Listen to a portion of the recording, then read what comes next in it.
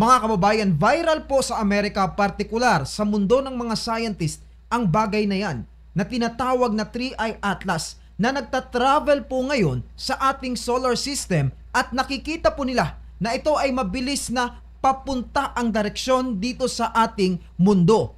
Maraming mga scientist na galing pa sa Harvard ang naniniwala na di umano isa itong alien mothership or sasakyan ng mga extraterrestrial beings. Isa po sa mga matibay na nag-claim na di umano ito raw ay sasakyan ng mga alien ay walang iba kundi ang sikat na Harvard scientist na si Avi Loeb. Bukod sa pagiging isang sikat na scientist, siya rin po ay theoretical physicist. Ibig sabihin, marami talaga siyang alam sa kalawakan at sa mga nangyayari dito. So may mga binigay na pruweba at observation si Avi Loeb na magpapatunay sa kanyang claim na isa talagang alien mothership ang 3i Atlas. Pero disclaimer lamang po, hindi po ibig sabihin na vinlog ko ito ay naniniwala ako sa mga alien. Tatalakayin lamang natin yung sinabi ng taong ito at magbibigay rin po ako ng ilang mga puntos na maaaring magbigay po sa atin ng mga kuro-kuro na mali ang pruweba at claim nitong si Avi Loeb.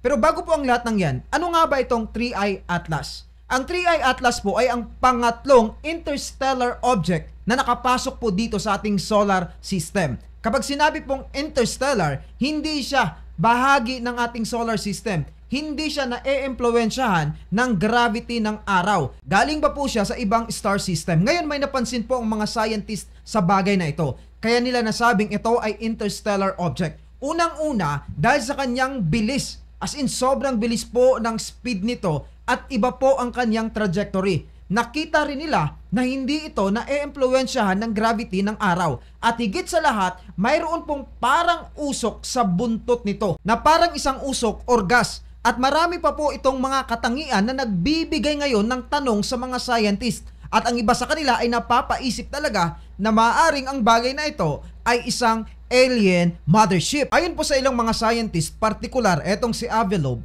eto raw mga pumapasok na interstellar object sa ating solar system ay maaaring hindi natural. Maaaring ito raw ay mga space probe na pinadala ng ibang sibilisasyon para magmasid sa ating mga tao. Ang ideyang ito ay unang lumabas nang pumasok po ang Oumuamua dito sa ating solar system. Ang Oumuamua ay isa rin pong interstellar object. Marami rin po ang naniniwalang mga scientists noon na maaaring galing po sa mga alien ang bagay na yan dahil sa kanyang kakaibang bilis at kakaibang hugis. Now, ang malaking katanungan po ngayon, ganito rin kaya ang 3i Atlas? Well, mukhang mas malala pa po ang kanilang nakita. Una, nakita po nila na iba talaga ang bilis ng 3i Atlas. At pangalawa, paiba-iba raw ang direksyon nito na para bang mayroong nagmamaneho. Hindi natural talaga ang kanyang bilis at hindi rin natural ang kanyang direksyon. Ayon po sa obserbasyon ni Avi Loeb, tila mayroon po itong controlled movement at siya ay naniniwala na maaaring nagpadala ang isang sibilisasyon na sobrang advanced dito sa ating mundo para sa isang reconnaissance mission para tayo ay manmanan. At napansin po ni Avi Loeb na ang 3i Atlas ay nagpo-produce ng kakaibang liwanag. Tignan po natin ang data na ito. Mayroon pong isa dyan na ibang-iba sa lahat. Ang mga bagay na yan ay mga bagay na makikita natin sa solar system. Yan po ang kanilang liwanag. Pero merong isa dyan na medyo pabilog ang liwanag. Yan po ang liwanag na napuproduce ng 3i Atlas. Ibang-iba sa lahat. At ito po ang isa pang larawan ng 3i Atlas na umani ng maraming reaksyon. Makikita po natin dyan na tila ba nagpuproduce ng kulay green na liwanag ang naturang pinaghihinalaang space probe. Ito po ay kuha nung mangyari po ang lunar eclipse dito sa ating mundo. At dahil po sa larawan na yan, mas lalo pang tumibay yung paniniwala ng iilan na maaaring isang ang alien probe or alien mothership ang 3i Atlas. Pero ano ba ang sinasabi or ano ang explanation ng ilang mga scientist dito?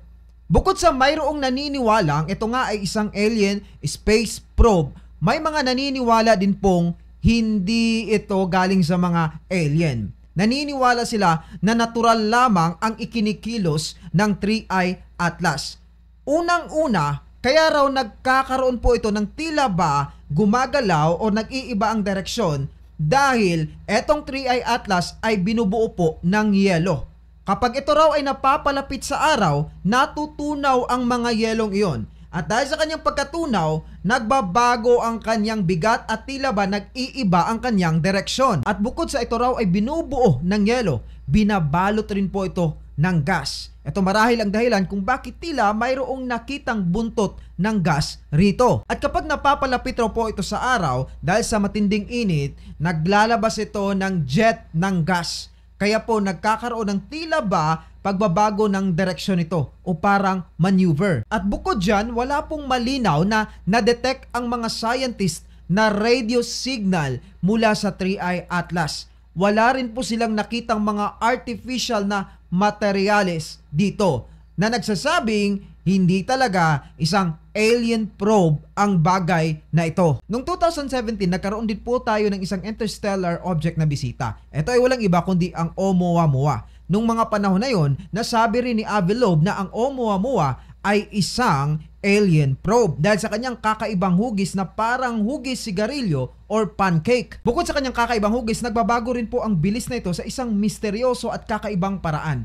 Pero hanggang ngayon, hindi pa rin po napatunayan kung ito ba ay isang kometa lang or talagang alien probe. Hanggang sa ito ay tuluyan na lang umalis sa ating solar system. Kaya marami ang naniniwala noon na maaaring ang Oumuamua ay ipinadala dito ng isang advanced na sibilisasyon para tayo ay obserbahan. Marahil naisip po ni Avi Loeb na dahil sa sunod-sunod na pagdating ng mga interstellar object dito sa ating solar system, malamang sa malamang ay inoobserbahan na tayo ng mga extraterrestrial beings. Noong 2019, mayroon din pong pumasok na pangalawang interstellar object. Ito po ang 2i Borisov. At nakumpirma po ng mga scientist na ito ay isang kometa lamang. Noong mga panahon na yon, hindi po masyadong naging matunog ang usap-usapan na ito ay isang alien probe. Dahil kitang-kita po nila ang mga ebidensya na magpapatunay na ito ay isang kometa lamang. At ito rin po ang naging konklusyon ng maraming mga scientist sa lahat ng mga kometa na nakapasok na dito sa ating solar system. Sinasabi nila na katulad sa 2i Borisov, ang Oumuamua at ang 3i Atlas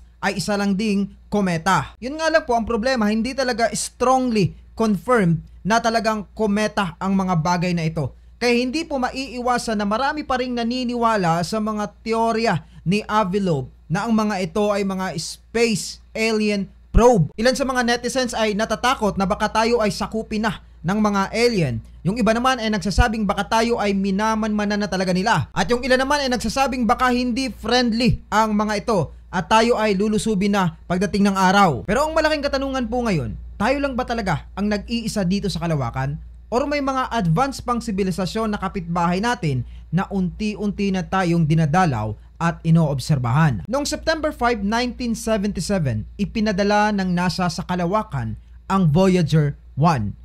Ang misyon ng Voyager ay obserbahan ang mga malalaking bagay sa ating solar system katulad ng Jupiter at Saturn. Pero hindi po natapos ang kanyang misyon sa pag-oobserba sa mga higanteng bagay sa solar system. Patuloy pa rin po itong naglalakbay sa kalawakan magpahanggang ngayon sa mahigit 47 years na.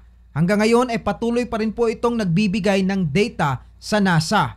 At ito ay nasa interstellar space na. Ibig sabihin, nakalabas na po ito sa sakop ng ating solar system. As in, sobrang layo na po niya. What if ganito rin ang ginawa ng mga extraterrestrial beings or mga alien?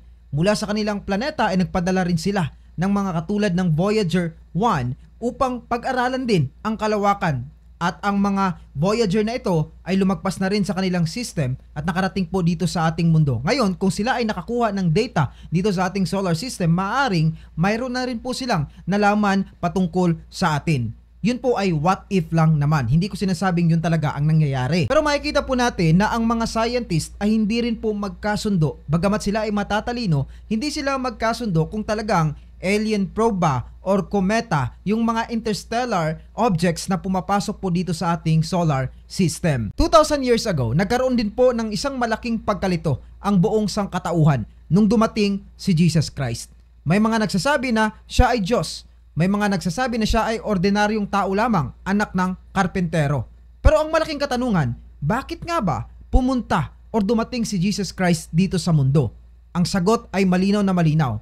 Yun ay para iligtas tayo sa ating mga kasalanan. Sa Matthew chapter 1 verses 21, malinaw po na sinasabi dito na dumating si Jesus Christ sa mundo para iligtas tayong mga tao. Sabi po dito, "She will bear a son, and you shall call his name Jesus, for he will save his people from their sin." Ito rin po ang sinasabi sa Luke chapter 19 verse 10, "For the Son of Man came to seek and to save the lost." If you are lost in life, and you don't know kung ano talaga ang assurance para ikaw ay mapunta sa heaven, Jesus is the answer. He came to save you. Sabi po niya sa John 14:6, "I am the way, the truth, and the life, and no one comes to the Father except through me." Ibig sabihin yan, walang makakapunta sa Diyos Ama, walang makakapunta kay God, kundi sa pamamagitan lamang sa Kanya. Walang makakapunta sa heaven, kundi sa pamamagitan lamang sa pagtitiwala at pananalig sa Kanya. Kaya ang malaking katanungan ngayon, naniniwala ka ba kay Jesus Christ? The only key for you to be saved from the eternal judgment of God. Kung wala kang kasalanan, hindi ka mapaparusahan sa impyerno. Pero kung sigurado kang mayroon kang kasalanan, sigurado ring mapaparusahan ka sa impyerno. Dumating si Jesus para bayaran ang mga kasalanang nagawa mo. For me personally, I need Jesus to be saved. Kinakailangan ko si Jesus para mabayaran ang aking mga kasalanan. Kinakailangan kong maniwala at manalig sa Kanya nang sa ganon ako ay maligtas at makapiling ang Diyos Ama. Yung mga interstellar object katulad ng Oumuamua at 3i Atlas ay walang malinaw na dahilan kung bakit sila bumisita dito sa ating solar system. Pero si Jesus po ay mayroong malinaw na reason kung bakit siya bumisita at naparito sa ating mundo.